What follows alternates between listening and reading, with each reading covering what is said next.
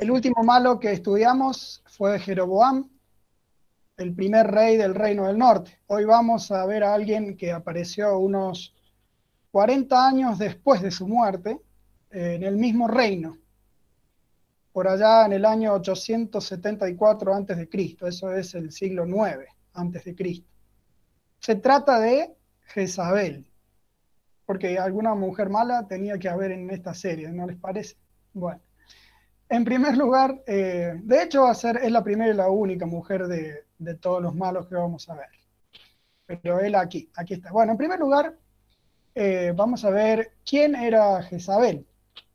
Dice el texto, el rey Acab, eso está en Primera de Reyes, capítulo 16. El rey Acab también se casó, no, dice el rey Acab, sí, también se casó con Jezabel, hija de Ed-Baal, rey de los Sidonios. Primera de Reyes 16:31. Así que Jezabel era hija de Ed-Baal, rey de Sidón. Sidón, a lo mejor ustedes la ubican, era una importante ciudad de Fenicia, en la costa del Mediterráneo, el centro de la adoración de los principales ídolos cananeos, Baal y Astarté. Baal era el dios del sol o la tormenta, y Astarté, que también se le decía Acera, y también se le decía Astoret, tenía como 3 nombres, era la diosa de la fertilidad y el amor sexual. Aparte, y como si eso fuese poco en Jezabel, el padre de ella era un sacerdote asesino. Por una fuente histórica sabemos que Ed Baal, cuyo nombre significa protegido del dios Baal, antes de ser rey de Sidón, había sido sacerdote de la diosa Astarté o Acera, y había llegado al trono matando al rey anterior. Así que estos datos nos aseguran que Jezabel había sido criada en un ambiente, mamita, de fervor idolátrico, poder e intrigas políticas. Después Jezabel dice el texto que fue esposa del rey Acab. Acab fue el 7º rey de Israel. También había sido formado en una religión falsa, la religión de los 2 becerros de oro que había levantado Jeroboam, ¿se acuerdan? Ya dijimos que después del reinado de Jeroboam, Israel no restauró nunca oficialmente su fe original basada en la ley de Dios. Aunque, por supuesto, en el Reino del Norte sí había individuos que seguían siendo fieles al Dios de la ley, ¿no es cierto? Pero oficialmente no. Todos los reyes, cada cual a su modo, siguieron con la adoración de aquellos 2 becerros que vimos la última vez en esta serie. Y Acab había sido formado allí, aparte, allí, aparte de todo lo malo que tenía su propia familia. La historia de Israel también tenía sus intrigas políticas. En fin, esa era Jezabel, una mujer criada en un ambiente de fervor idolátrico, poder e intrigas políticas, casada con un rey también heredero de la idolatría y la intriga. Así que, ¿qué podemos esperar de esta mujer? Segundo, ya casada con el rey Acab, influyó mucho en las decisiones de Estado. Dice el texto, nunca nadie se entregó a hacer lo que es malo a los ojos del Señor como Acab, bajo la influencia de su esposa Jezabel. Su conducta fue repugnante. Ya hemos visto que Acab no era ningún angelito, por supuesto. Jamás a él se lo justifica ni se lo exculpa. Sin embargo, este texto dice claramente que muchos de sus horribles pecados como gobernante fueron incitados por su esposa Jezabel. Por ciertas partes del relato, algunas de ellas las vamos a ver, se nota que Jezabel tenía un carácter muy fuerte y él un carácter algo débil, tampoco del todo, pero sí más débil que el de ella. Aparte, por su crianza, ella probablemente tenía más maña política, mientras que él tal vez no tanto. lo cierto es que influyó mucho y mal en las decisiones de rey, como rey. Es realmente peligroso, hermanos, y aquí es lindo que nos detengamos un poquito, que alguien que no teme a Dios, y peor aún, de alguien que ama a los ídolos o a la carne o al mundo, tenga influencia directa en las decisiones personales, espirituales, de relación, de familia, incluso en las relaciones económicas de quienes pertenecemos al pueblo de Dios. Esa influencia, si la hay, seguramente no tendrá en cuenta ni la Biblia, ni la santidad, ni la gloria de Dios, ni el amor al prójimo, ni la justicia. Por eso la Biblia insiste en que los creyentes en Cristo no deben, por ejemplo, casarse con los que no comparten su misma fe. Pablo decía de una persona que no estaba casada, que se case con quien quiera, pero agrega, con tal que sea en el Señor. Eso está en 1 Corintios 7:39. Con tal que sea en el Señor, es decir, con tal que sea con alguien que comparte la fe en Cristo. Y lo mismo decimos de las amistades y de las iglesias, etcétera. Los creyentes debemos evitar asociarnos evitar, vamos a decir, asociaciones tan estrechas con incrédulos que lleguen a influir directamente en nuestras decisiones, desviándonos de la voluntad de Dios. Ojo con asociaciones muy estrechas porque pueden llevar, llevarnos a desviarnos de la voluntad del Señor. Aquí tenemos una de las primeras cosas que logró Jezabel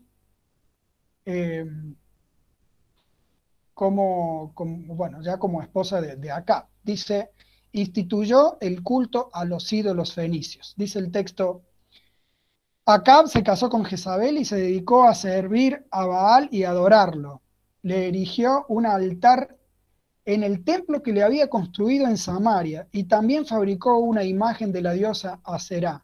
En fin, hizo más para provocar la ira del Señor, Dios de Israel, que todos los reyes de Israel que le precedieron. Así que Acab construyó un templo y un altar a Baal y una imagen de Aserá. Las puso nada menos que en la capital del reino, que por ese entonces era Samaria. A esto se le llama precisamente institucionalizar el culto a esos dioses. Este texto deja bien claro también que Acab lo hizo por influencia de Jezabel. Ella estaba evidentemente detrás de esa decisión, queriendo establecer la religión de su tierra natal también aquí en la tierra de su marido. Y ese pecado provocó la ira del Señor, más que el pecado de todos los reyes anteriores, que no habían sido pocos. Es verdad que décadas antes, por influencia de sus mujeres sidonias, porque las tuvo, Salomón había permitido que ellas adoraran a esos dioses, a Baal y a Astarte. Y él mismo llegó también a adorarlos personalmente. También es verdad que Jeroboam, como vimos, había cometido el terrible pecado de hacer imágenes que al parecer pretendían representar al Dios verdadero. Sin embargo, ni Salomón ni Jeroboam habían institucionalizado el culto a esos dioses cananeos o fenicios. Fueron Acab y Jezabel quienes lo hicieron oficialmente por primera vez. Lejos de cortar y quemar todas las imágenes de acera que había en la tierra prometida, tal como Moisés les había mandado antes a los israelitas antes de entrar a la tierra, ellos dos le construyeron una imagen. Así que violaron frontalmente el primer mandamiento de la ley de Dios que dice, no tendrás dioses ajenos delante de mí. Les dieron a seres o cosas creadas la gloria que solo le pertenece a Dios.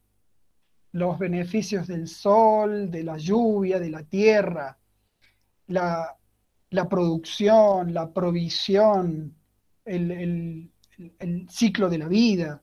A todo eso se lo adjudicaron a un poste propiamente, porque Acera era un poste, y no a Dios. Con razón, este pecado realmente enojó al Señor. Ya he dicho esto varias veces en esta serie, por lo menos con Faraón y con Jeroboam.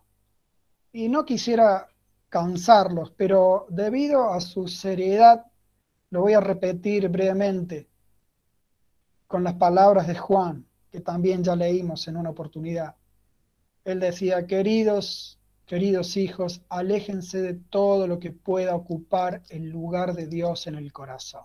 La Reina Valera dice: hijitos, guardaos de los ídolos. Si alguno de nosotros ha llegado a Cristo hace poco, quizás lleva poco tiempo en la fe de Jesucristo, quizá algunos meses o algunos años, les decimos en el nombre del Señor: deje de temer y venerar a personas o cosas diferentes del Señor. Deje de hacerlo. A santos, a vírgenes, a la de Olinda, al Vicente Gil, al Expedito. Hay que dejar todas esas veneraciones o temores. Que confíe en el Señor. Él es el único, el verdadero y el suficiente. Por lo demás, tampoco esperemos que el dinero o el trabajo o alguna otra cosa nos dé la satisfacción profunda del corazón. Eso es idolatría. Nada satisfará profundamente nuestro corazón. De nada ni de nadie provendrá nada de lo que necesitamos aparte de nuestro Señor y del Señor Jesucristo. En Cristo, y gracias al Padre, tenemos todo lo que necesitamos. Así que tenemos que ir a Dios en el nombre de Jesucristo y evitar con todo temor todo lo que pueda volverse un ídolo para nosotros. Muy bien. Una vez instituida entonces la adoración a esos ídolos, Jezabel promovió la prostitución y la hechicería. Dice el relato: ¿cómo puede haber paz mientras haya tantas prostituciones y hechicerías de tu madre Jezabel? Estas palabras que le dijo Jehú al hijo de Jezabel podrían significar que ella, de algún modo, era prostituta o hechicera, pero no necesariamente debe ser así. También esas palabras pueden significar que al instituir el culto a los ídolos de la fertilidad, Jezabel instituyó también la prostitución y la hechicería que se practicaban normalmente en ese culto. No sabemos específicamente cómo se practicaban, pero sí sabemos que algunas veces se practicaban como parte del mismo culto. En efecto, respecto de la prostitución religiosa, la Biblia da testimonio de que en Judá, el reino del sur, en un tiempo se practicó. Dice: se construyeron santuarios paganos dedicados a la diosa Acera y allí había prostitutos y prostitutas. Fíjense. Así que es seguro que en el reino del norte este pecado también existió, o por lo menos como consta del reino del sur. También ahí debe haber habido, en el reino del norte. Mediante ciertas prácticas sexuales, probablemente estos sirvientes oficiales del templo, de estos templos, invocaban a los dioses para que diesen fecundidad o productividad a los animales y a los cultivos. Y de paso ganaban dinero también para sostener el templo. Y respecto de la hechicería religiosa, de un rey de Judá se registra esto. Se dice, construyó estos altares para todos los poderes del cielo, o sea, para ídolos de todo tipo. Practicó la hechicería, la adivinación y consultó a los médiums y a los videntes. Así que es seguro que en Israel este pecado también existió. Probablemente se lo usaba para invocar a los dioses. Bueno, sea como sea, eran pecados claramente prohibidos por el Señor. La ley decía, ningún hombre, eso está en Deuteronomio 23:17, ningún hombre o mujer de Israel se dedicará a la prostitución ritual. Y otro texto dice, las naciones que estás por desplazar consultan a los adivinos y a los hechiceros, pero el Señor tu Dios te prohíbe hacer esas cosas. Eso está en Deuteronomio 18:14. Sin embargo, aún con estas prohibiciones, Jezabel promovió estas prácticas terribles como parte de sus cultos idolátricos. Hermanos, es una realidad que la mayoría de las creencias idólatras, las creencias que no temen al Dios verdadero y a su palabra, enseguida denigran el sexo. Le es cosa liviana y hasta algo establecido que lo saquen de la pactada y amorosa relación matrimonial para practicarlo de manera desordenada, antinatural y brutal también en muchos casos. No lo consagran, lo animalizan. Y así, en lugar de disfrutarlo integralmente con el alma y el cuerpo, con la piel y el corazón, se vuelva en su contra, produciendo vacío, insatisfacción interior, depresión, dolor, peleas, hijos que tienen que criarse sin los padres o con uno de los padres, y por supuesto también enfermedades infecciosas de los más diversas. Y lo mismo podemos decir del ocultismo. Las creencias idólatras siempre están rozando con el ocultismo y hasta lo incluyen en algunos casos. Hermanos, los hijos de Dios debemos alejarnos del ocultismo y del sexo fuera del matrimonio. Debemos guardarnos con todo cuidado de estas cosas. O sea, del sexo practicado fuera de la relación pactal y amorosa del matrimonio y de todo tipo de ocultismo, magia y ese tipo de cosas. Avanzando de sus reformas perversas, Jezabel sostuvo a los profetas de Acera y mató a los de Dios. Un texto dice, los 450 profetas de Baal y los 400 profetas de la diosa Astarte, a los que Jezabel les da de comer. Otro texto dice, Jezabel estaba acabando con los profetas del Señor. Y en otro pasaje dice la misma Jezabel, Elías, te voy a matar como tú hiciste con los profetas de Baal. Si mañana a esta hora no estás muerto, que los dioses me maten a mí. El primer texto dice que Jezabel sostenía con fondos del Estado a por lo menos 850 ministros de los cultos idolátricos.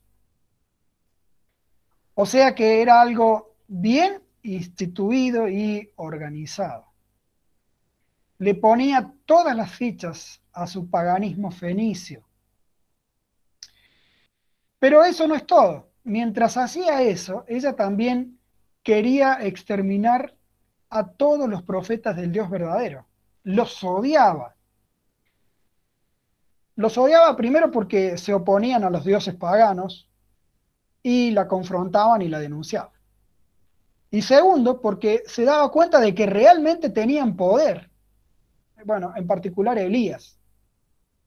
En este tiempo Elías había anunciado la terrible sequía y hambruna que duró 3 años en Israel. Había hecho caer también fuego del cielo y había degollado a sus 850 ministros paganos. En lugar de reconocer al Dios verdadero, ella, arrepentirse y convertirse, quería matarlos a todos sus voceros.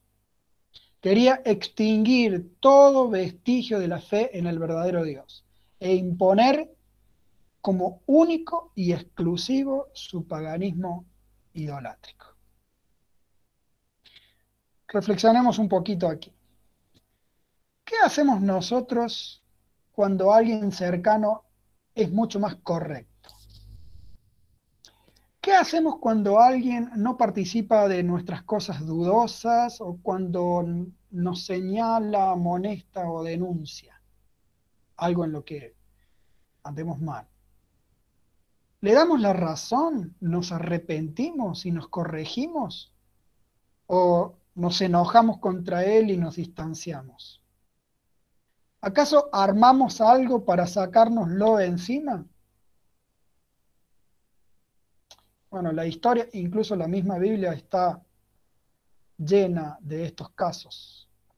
David hizo desaparecer a Urías cuando se dio cuenta que lo iba a descubrir. Herodes a Juan el Bautista cuando lo denunció por sus pecados de concubinato, digamos. Los líderes religiosos hicieron desaparecer a Jesús. Y así, ciertos blancos hicieron desaparecer, mataron a Martin Luther King. Siempre ha habido, especialmente entre los que tienen poder político y económico, los que hacen desaparecer a quienes le representan una amenaza, a testigos que van a declarar, a periodistas, a jueces, a fiscales, a gente como Cabeza, como Julio López, tal vez Nisman, etcétera. El arrepentimiento, a ver, a nosotros el Señor nos envía a predicar el arrepentimiento y el perdón de pecados, a llamar a la gente a reconocer sus ofensas contra Dios y a buscar perdón gratuito en Cristo. Sí, nos llama a eso. Pero también somos los primeros que tenemos que arrepentirnos y pedir perdón cuando se nos señala algo cierto a nosotros. Debemos ser ejemplo, no solamente eh, predicando el arrepentimiento y el perdón, sino también debemos ser ejemplo humillándonos y purificándonos cuando o nos damos cuenta o alguien nos hace dar cuenta de que estamos por mal camino. No seamos como esta Jezabel, que cuando había alguien que le señalaba lo malo, ella lo que quería hacer es sacárselo de encima. No seamos como ella, porque de los malos también se aprende. Bien, Jezabel hizo algo más. Armó un proceso para matar a un inocente. Armó un proceso para matar a un inocente. Deberíamos en realidad leer todo el capítulo 21 de Primera de Reyes, pero no tenemos tiempo. Bueno, muchos de ustedes conocen la historia.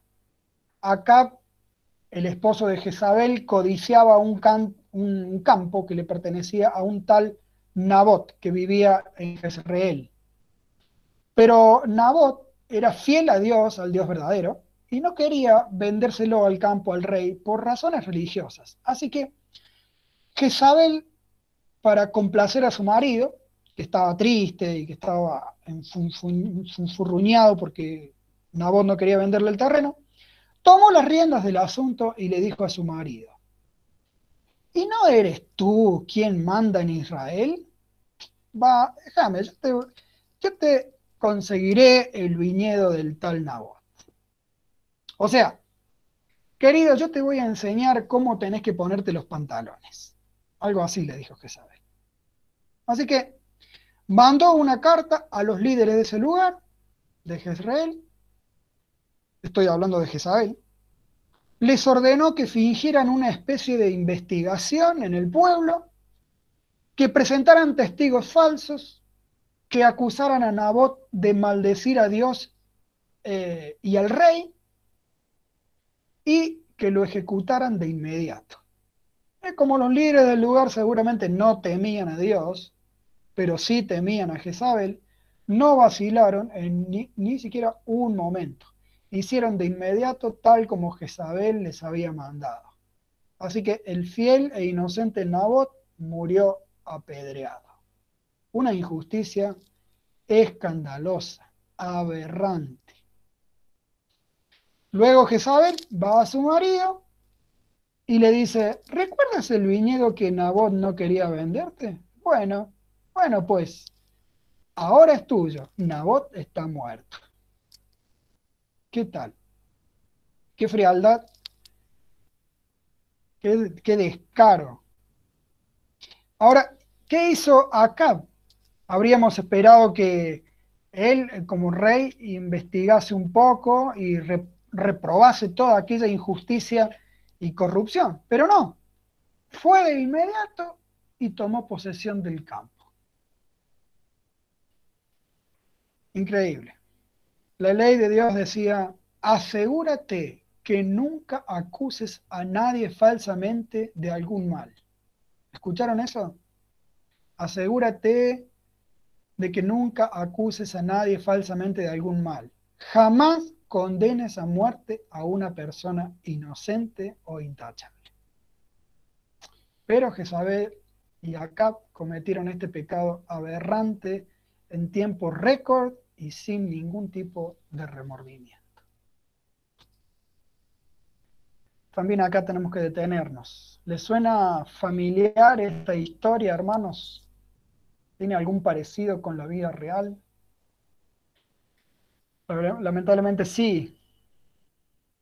En nuestro país abunda el enriquecimiento ilícito, muchos se aprovechan de sus funciones públicas para quedarse con propiedades ajenas, muchos funcionarios hacen abuso de poder, manipulan el sistema y los procesos judiciales, se pagan y reciben coimas continuamente, las obras públicas se asignan al mejor postor y a veces se pagan y se terminan, perdón, a veces aun cuando se pagan, no se terminan.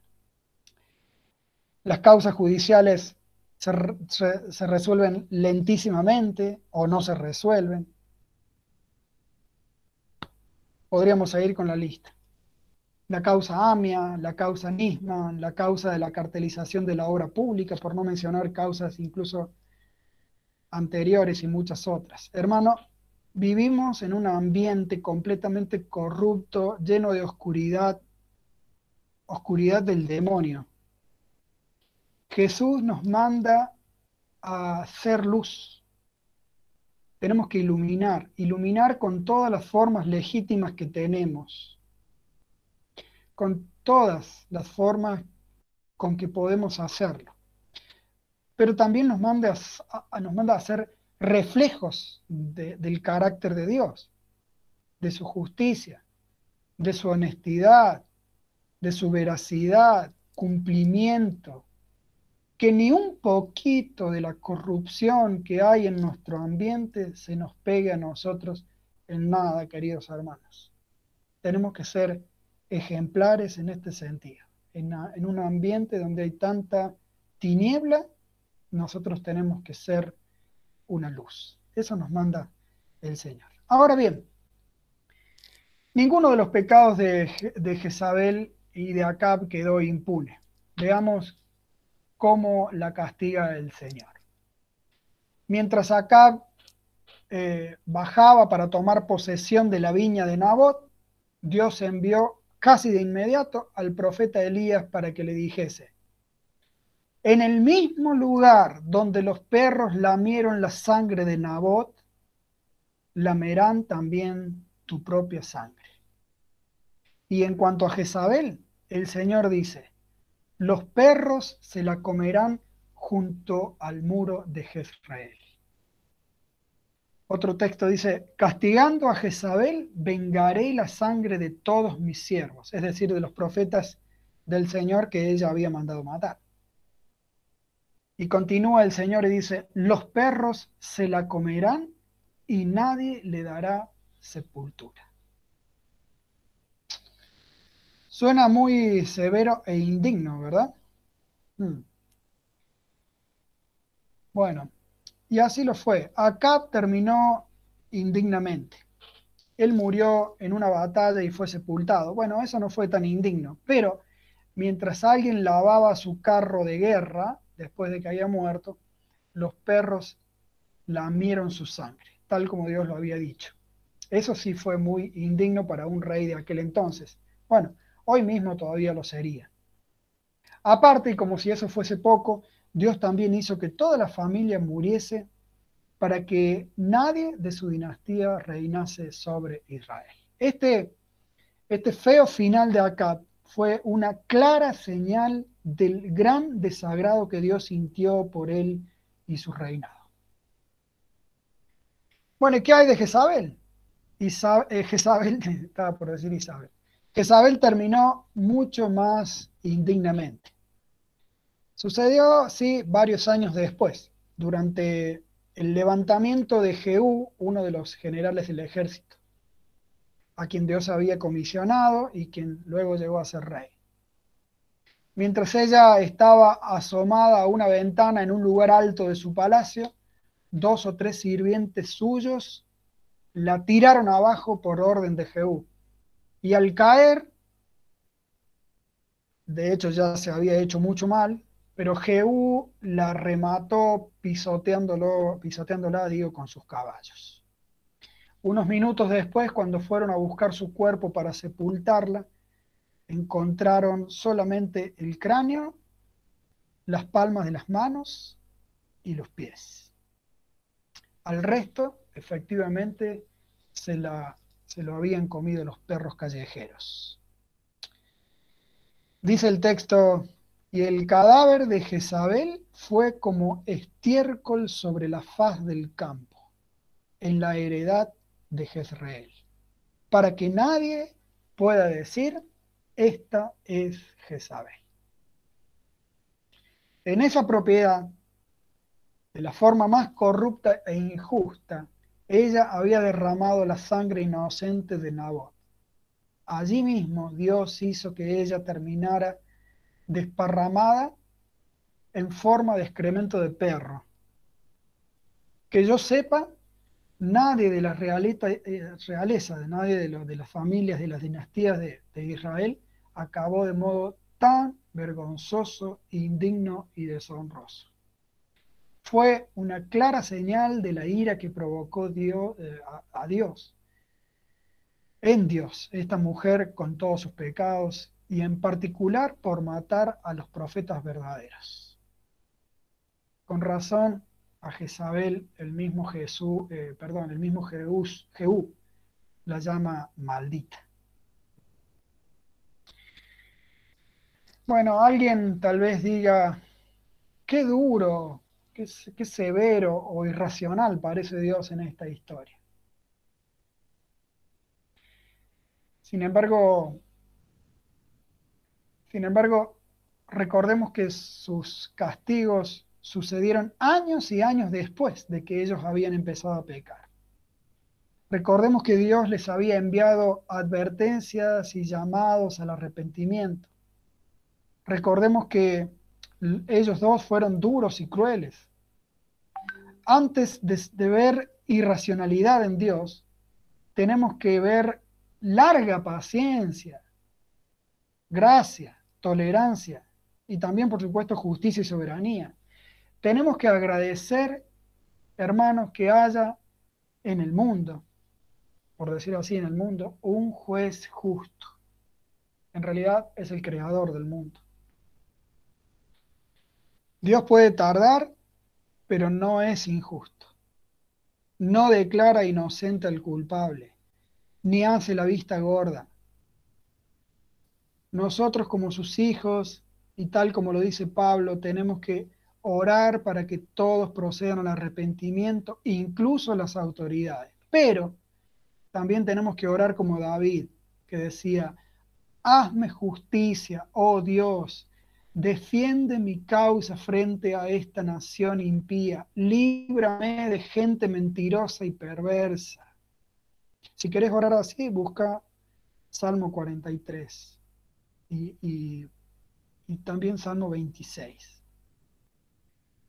Oremos también como la viuda. ¿Se acuerdan la viuda ahí en Lucas capítulo 18? Hazme justicia de mi adversario. Oremos como aquellos santos que están en Apocalipsis, que oraban, ¿hasta cuándo, soberano Señor, santo y veraz, seguirás sin juzgar a los habitantes de la tierra?